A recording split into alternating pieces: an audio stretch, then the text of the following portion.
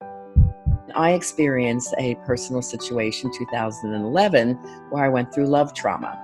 And that's not in the DSM-4, and nobody talked about it. So I went to 7 psychotherapists, friends of mine, and tried to understand why my husband had this Dr. Jekyll and Mr. Hyde personality, where to the public, he was loved and adored and seemed like we had this idyllic relationship. And behind the scenes, he was a totally different person. So there was full devastation in every life area of mine and nobody to help me. And that's when I knew I have to help myself find the answers, because the last thing he said to me, I don't know why I sabotage everything I love. And as I was starting to do my research, I was able to help my clients who came in who had abuse from narcissists or sociopaths or psychopaths, and also experienced love trauma. And as I'm building the research, I'm like, this has got to come out. I have to get this message to the world. And it really came down to unhealed, unconscious childhood wounds or trauma. When it comes to love, they're afraid to go out and date, if they've been used by a narcissist or a sociopath.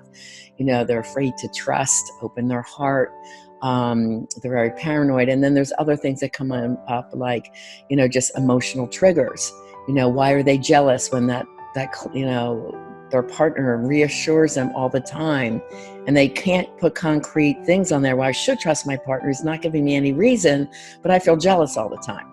Where's those feelings come from? It comes from unhealed childhood wounds.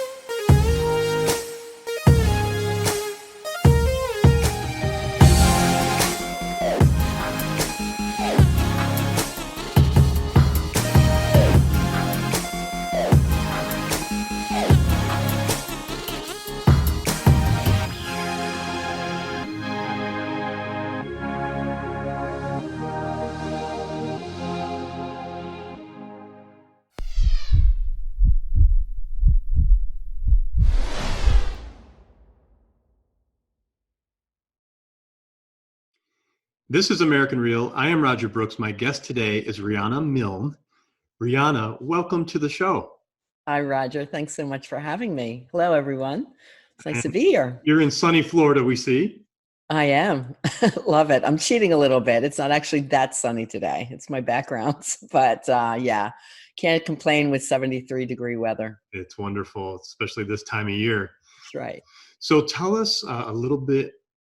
Well, let's jump right into your work, because it's so relevant for the time of year with Valentine's Day, upon us. Sure. Talk about love and life, and you're a relationship coach. Tell us a little bit about your work and what that all means. Okay. Well, I went the traditional route in the year 2000, became a psychotherapist. Went to Rowan University to get a master's in applied clinical and counseling psychology. And by 2009 and 10, coaching came available, and I loved the model. It was very supportive. It was educational. You could think outside of the box, and you weren't held so restrictive by the therapy rules. So I did go and get certified at RCI, Relationship Coaching Institute, for both singles and couples. And then I experienced a personal situation 2011 where I went through love trauma. And that's not in the DSM-4, and nobody talked about it, but you definitely get symptoms of PTSD. And no one, like I said, talks about traumatic relationships. So I went to 7 psychotherapists, friends of mine, and tried to understand why my husband had this Dr. Jekyll and Mr. Hyde personality, where to the public, he was loved and adored and seemed like we had this idyllic relationship. And behind the scenes, he was a totally different person. And unfortunately, his hidden life did explode on him when he was discovered what went on in his life. And not only did it ruin his life, but mine, my business, and everything else I was attached to. So there was full devastation in every life area of mine and nobody to help me. And that's when I knew I have to help myself find the answers, because the last thing he said to me, I don't know why I sabotage everything I love. Wow. And I said, well, I don't know either, and I got to figure it out. And as I was starting to do my research, I was able to help my clients who came in who had abuse from narcissists or sociopaths or psychopaths, and also experienced love trauma. And as I'm building the research, I'm like, this has got to come out. I have to get this message to the world. And it really came down to unhealed, unconscious childhood wounds or trauma. And throughout my whole 20 years of being a psychotherapist and turning coach, I worked with people with trauma. I was in the schools from kindergarten all the way through college, working with, maybe kids identified as ADHD, or they were bullying, or the bullied, or they felt different. They were acting out, oppositional, defiant. But those kids, the majority of them came from traumatic homes. I worked in a hospital unit for children and adolescents. They were runaways, cutting, suicides, drug and alcohol issues, risky sex. I worked in a drug and alcohol rehab as an LCADC with addictions, with teens and women from the prison system. So as I looked back at all my experience as a psychotherapist, it was all with traumatic clientele, right? Really going through. So I said, well, what were the 10 traumas I always heard over and over again? So I created my childhood trauma checklist that I used with my clients, and I analyzed which ones they had, plus a severity level of 1 to 10. When I created the list, my husband actually had 9 out of the 10 traumas and very high severity levels. Now, I did start the study with ACOA work, which was out there, which is adult child of an alcoholic, but they didn't go into the many repercussions and the emotional triggers of someone that comes up from trauma. They really only talked about what I call trauma 1, which is having a parent with an addiction issue. And there's 9 others that I name. And there's actually more than 10, but I only usually go into the top 10. So that's how I came into the work. And then I went global 2017 to help more people around the world heal and transform from this type of effect that's had on them. And 90% of people have impact in life, love, or business from childhood trauma. No, and I was just going to say, I seem to come across this all the time in all kinds of discussions. It may have nothing to do with trauma, but it seems like a lot of, people's abilities to overcome challenges have been related to childhood trauma. Yes. So it's more common than we think, right? That's right. The research was showing 90% have at least 1 to 3 of the top 10 traumas that I name. And then there was this Kaiser Permanente study that came out that I discovered around 2015. I'm like, yay, this research is great. It's backing up what I believe in, right? Because they had over 17,000 people. But their correlation was to unhealed childhood. They call it the ACE test, adverse childhood events, that in later life, if they're not healed, adults come up with early illnesses and disease, like, high blood pressure, coronary disease, obesity, fibromyalgia, chronic fatigue, irritable bowel. I mean, the list goes on and on and on, from unhealed childhood anxiety, stress, and so forth, because trauma stays stored in the brain and the body cells. And over time, it weakens the body and its immune system, and is more prone to get these types of diseases and illnesses. So in your experience with all this wonderful work you're doing, is there any trauma that cannot be overcome, or can all traumas be overcome? It takes a while. I mean, I'm a CCTP, certified clinical trauma professional. I went back for that. And it usually takes intensive 6 months of work.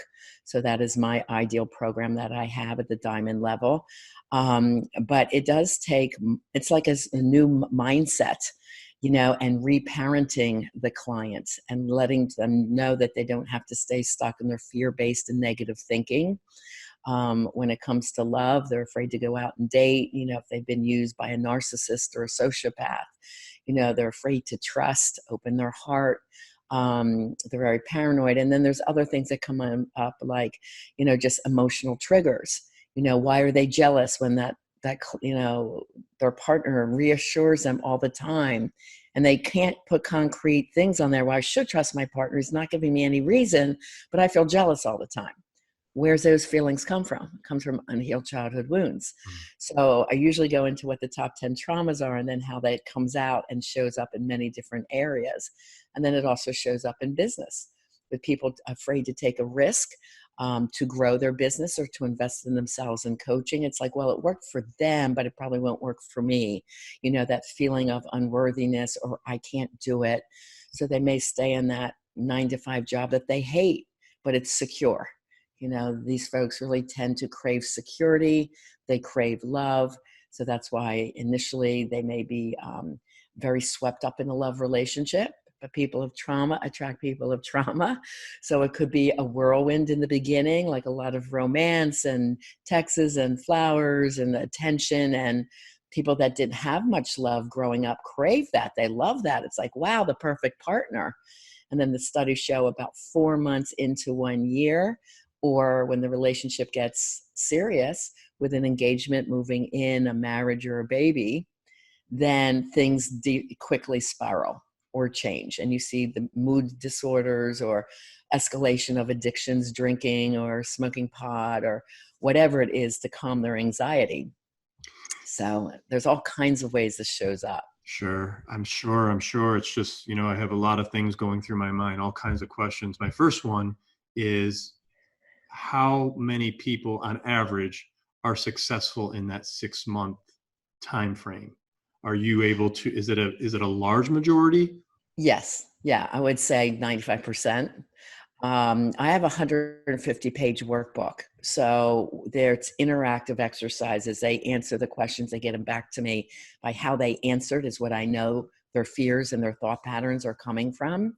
So then I'll help correct them at that point. And it tends to work very, very well. And then I have my 2 books, Live and Love Beyond Your Dreams, that are part of the program as well. But it's really, they all say the magic's in the workbook. So it takes a while. I describe it like a rainbow. Everyone's starting where I was. And I remember saying, I don't know what to change. I don't know what I'm doing wrong. And it's a very frustrating place to be at. I don't know what I don't know. And that's where they all start. Plus, high anxiety, sometimes bouts of depression. And then as they're learning, they're getting better and going up the rainbow, and they're getting more confident and raises their self-esteem, but then they'll slip. And then we'll correct it. And then they go up again, and then they'll slip. And people ask, well, why does there have to be slippage? Why can't it just be perfect? Because the unconscious is extremely strong. We are fighting normalized patterns that become ingrained in behavior, in responses, in the way you think. And they're so normalized, you don't really see anything you're doing wrong. So it takes that objective third party that specializes in this area, which is very rare to find someone that takes this on. But, it was such a passionate thing for me to teach others this and help others heal from this. And then by the time they get to the end and they understand the mindset for success and how to think differently and how to correct the negative fear-based thoughts, and they're at the other side, that's when I said there's a pot of gold. Because of the feelings that they have, their lives have changed. They love their new life. They're more confident to take calculated and smart risks. They're out there dating again, open heart, open mind, without fear or prejudgment. And they know the warning signs by learning the exact dating skills of, okay, I'm going to release him in love. He's not right for me. Or she's very sweet, but I know she's not the one. So after the first or second date, they release them and go back out there. It's a numbers game. So at least they're dating empowered and confident because they know what to look for, both what's good and what's bad. How about maintenance? Is there a lot of maintenance involved for the individual once they go through, say, the 6 months? Or if they don't have that maintenance, do old habits tend to, come back? Well, the emotional triggers can always come up, but the mindset will know how to correct them. And then they know to ask, okay, where is this coming from? Which trauma is that sparking? And they kind of learn to laugh at it. It's like, okay, I don't need you anymore. I'm good. And it's kind of like the self-talk that goes on in their head to help correct this. Life will always bring us challenges. In Buddhism, we call this the earth school. So we're supposed to always learn lessons, but they learn to look at different lessons differently. So what I teach is you can choose to live in the light or live in the dark side of life. Now, there's definitely a spiritual component to this program because spirituality is very important for healing, risk, and growth. So when you're living in the light, this is where joy and bliss and purpose, confidence comes from, friendship, love, everything that makes you feel good about your life, your relationships. And when the challenge comes up, it's like, okay, so the universe is telling me I'm not supposed to proceed this way. So what other ideas can I come up with thinking outside of the box to reach this goal that I want to reach? And we don't always know why that we get these roadblocks in life, but we have to trust like divine intervention, proceed in the best route for you and, keep aware, keep alert, which we call conscious awareness. You're living in a proactive way, not reactive, which is in the dark side. You're living in an educated, conscious way versus uneducated, unconscious way, which is just reacting from normalization. Here you think before you do, say, act, write, anything.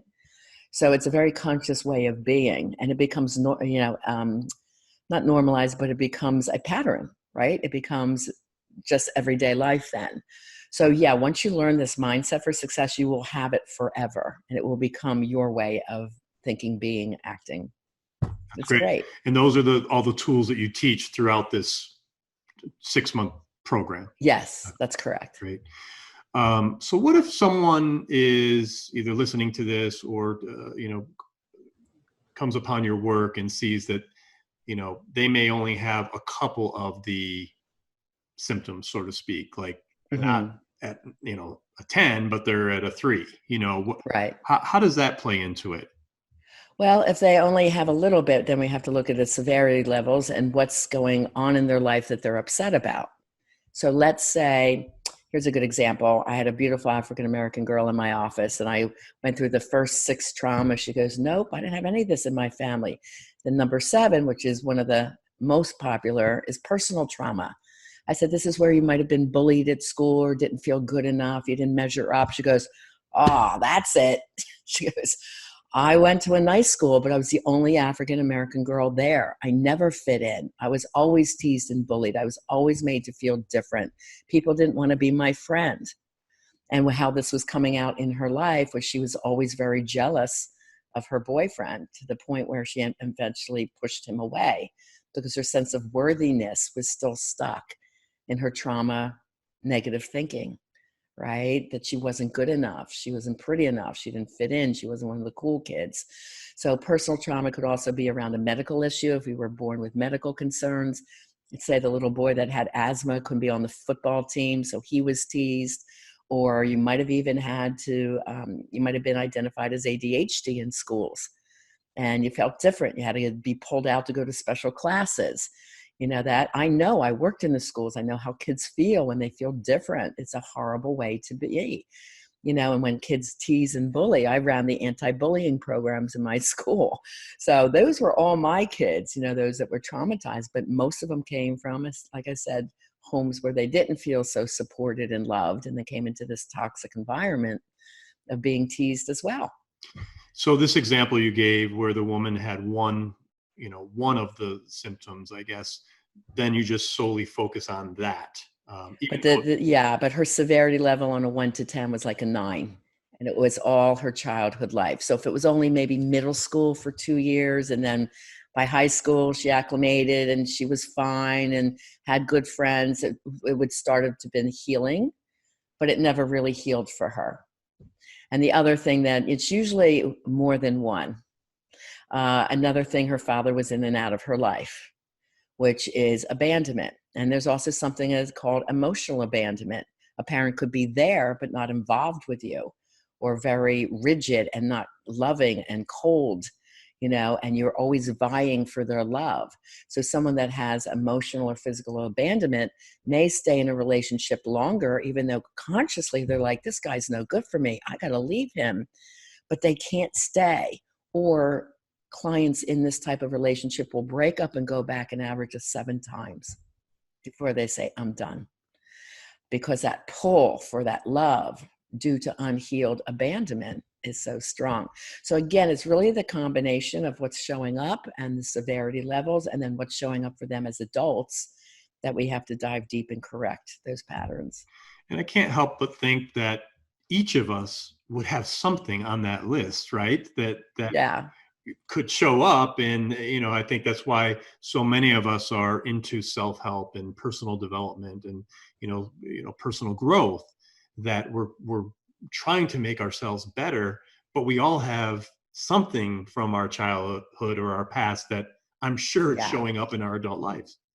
The interesting thing is when I talk to most people, they're, oh, trauma. So they might think a rape or Something very severe. loss of parents, severe, right? And when they hear the list of 10 and then they really start thinking back, they're like, wow, yeah, I did have that. And because I thought I could easily see what my husband had. And I thought, oh, well, he had all those. I didn't have this. And then when I got to, well, 90% have 1 out of 3, it's like, okay, then I got to really think about what ones I have. Now, bullying was very clear for me. Yep, I was bullied. No doubt about it. I hated it. It was horrible for most of my middle school to high school years. So I do remember that and the pain around that. But then I had to remember, when I was young, I was asking, when's dad coming home? And the family of 5 kids and my mom, we didn't know my dad was FBI and CIA. So when my mom never knew where he was, when's he coming home? She'd say, well, I don't know. And I'd be, as a little girl, like, oh gosh, I hope he's okay. Where is he? And then when he came home, he was like the emotional, loving one. We were all thrilled when dad came home. And that is some no fault abandonment, I call it, because that was his job. That's how he supported the family. But there was still a lot of emotional stress around that. So it's not like we're looking to shame or blame our parents at this stage, but understand maybe what we went through.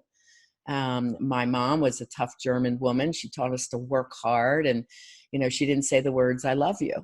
Now, working with tons of kids, I know how that played out on them. Well, my mom never says that, or I never get compliments. I'm never told good job, or you hear and this is number 2, verbal trauma.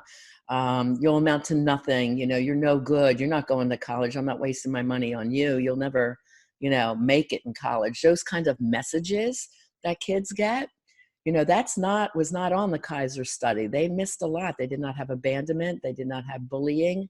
They did not have foster care or adoption. And these were kids I worked with.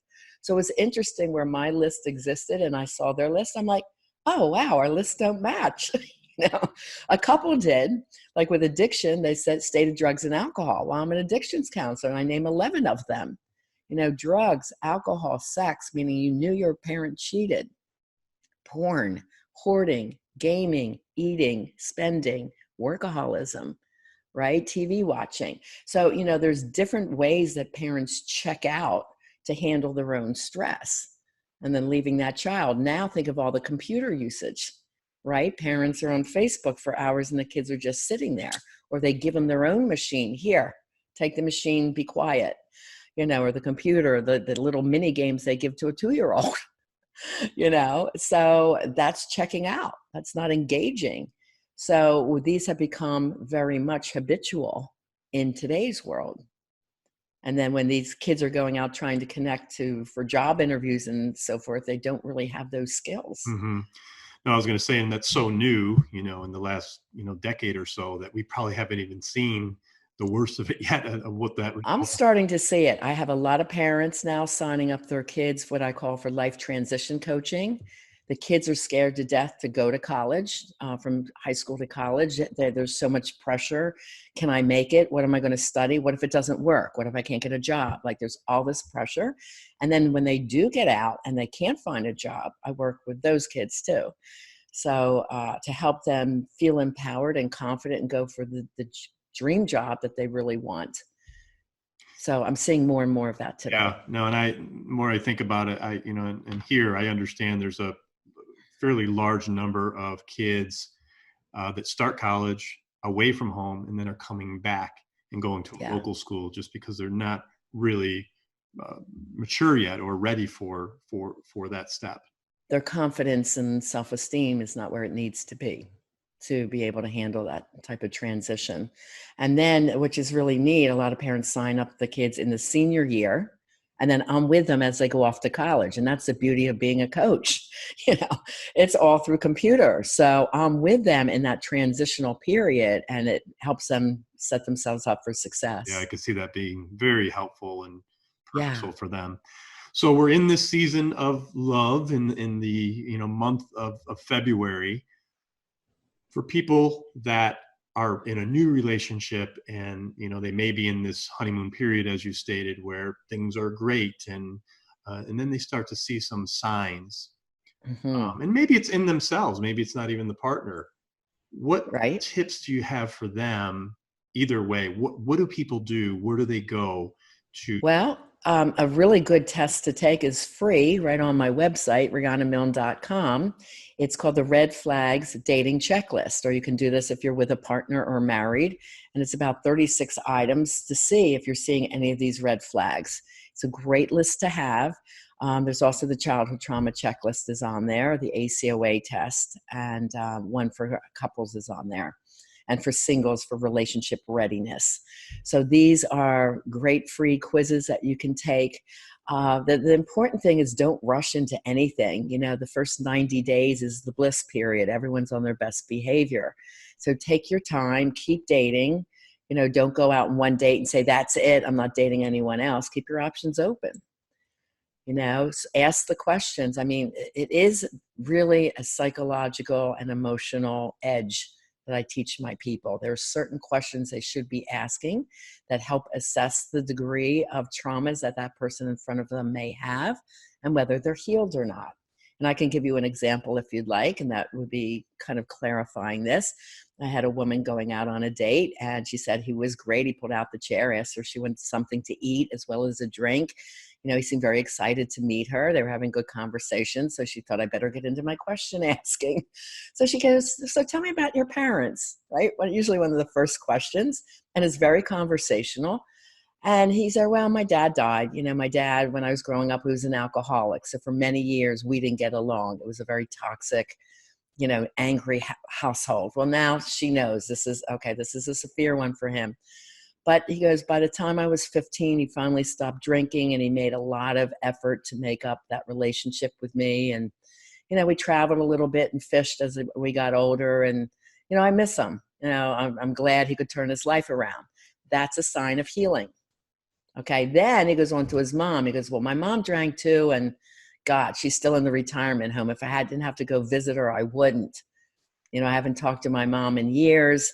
You know, this is just an obligation I have to take care of. She was always angry and cold to me. She never had tried to step in and help me from my father.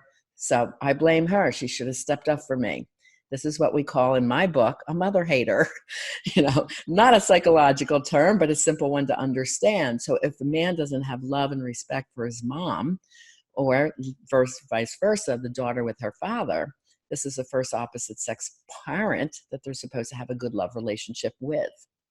So you could see with that comment that it still wasn't healed. So she gave it some thought on the way home. She goes, it's just too risky. I don't want to put myself in this situation. So, you know, she called the next day. She goes, it was really nice meeting you, but I just don't think we're a match. She goes, he starts yelling at her. And my clients know they don't have to hang on that phone, say, you know, I'm not going to receive this right now, but I do wish you the very best of luck. And hung up on him and blocked his number.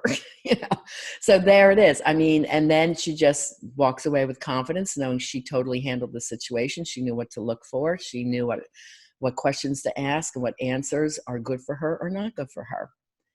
And it's the same for my men. You know, I work with men, women, younger, older. My oldest was 73.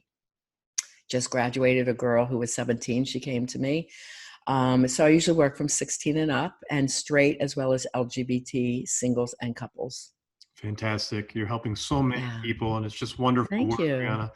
You mentioned your book, your best-selling book. Can you Mhm. tell us, just give us an overview of the book itself, where people could find it, because Sure. this is such an important topic. Well, there's two books. Love Beyond Your Dreams, Break Free of Toxic Relationships to Have the Love You Deserve is over 400 pages, and that went #1 on Amazon in couples therapy, women in spirituality, and #2 in psychology. That's pretty good with 500,000 books in psychology. And then its sister book, which is also rated 5 stars, is called Live Beyond Your Dreams, From Fear and Doubt to Personal Power, Purpose, and Success. And that's all about the mindset for success that I'm teaching them to help find love. So they're called sister books, are meant to go together. And they are sold in Barnes & Noble in the US, and they're on Amazon and bnn.com and other online platforms. Wonderful. Well, we'll put the link in as well, so Thank you. our listeners and viewers can go right to that. Thanks so much for your time. This has been such a great conversation. It's very purposeful, as I mentioned. It's wonderful work. How do people reach you if they're interested in your services? Okay, the best way is just go to my website because there's lots of freebies there for you. So rianamilne.com, you can get free book chapter downloads of each book there, as well as do the 4 free love tests. And there's an ebook there on this diving deeper into childhood trauma. And if you want more information, that will give you plenty of great information. You can reach out to meet with me to dive deep into your personal situation right there on my website. Excellent. And Riana, one last question before I let you go. And I ask every guest this. At the end of the day, when your work is done, many years in the future, what do you want your legacy to be? What mark do you want to leave on this earth? Well, I am a very spiritual person, and I do believe that we're all God's angels and we're here for a reason to find our purpose. And my purpose is, I'm helping to change the way the world loves and to make people more empathetic to people's past through education and understanding and good communication skills. That's what I have to do for my couples. So they have to understand each other's past, empathize with it, be each other's best friend, and learn a whole new communication skill to help them have that love that they really deserve. So that's my legacy, to help change the way the world loves. Oh, and that's a great legacy.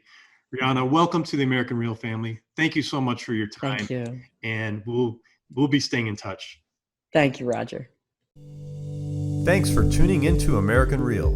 Be sure to visit our website, AmericanReal.tv, or search for us on iTunes or YouTube for past episodes. While you're there, please rate us or leave us a review, as that helps others find our show.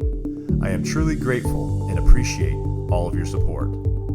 If you'd like to be part of our inner circle or want one-on-one coaching, check out the American Real Learning Academy, where we have self-help groups and courses so you can build the best you. We also have a new Facebook group where you can connect with high achievers from around the world. If you want to go even further, maybe you're determined to write your own book or launch your own podcast, contact me today to see if we could help. You can reach me through Instagram or Facebook, or email me directly at roger@americanreal.tv. And speaking of podcasting, our next course will be starting soon. So if you're interested in launching your own podcast, join me and Podcast Your Passion. I'll take you through my 8-week course where I'll mentor you to build a world-class podcast. I'm only taking on a small group of people who want to share their passion through broadcasting, where I'll have you up on iTunes and YouTube within weeks so you can podcast your passion. Click on the link below for more information. Thanks for tuning in, and we'll see you next week.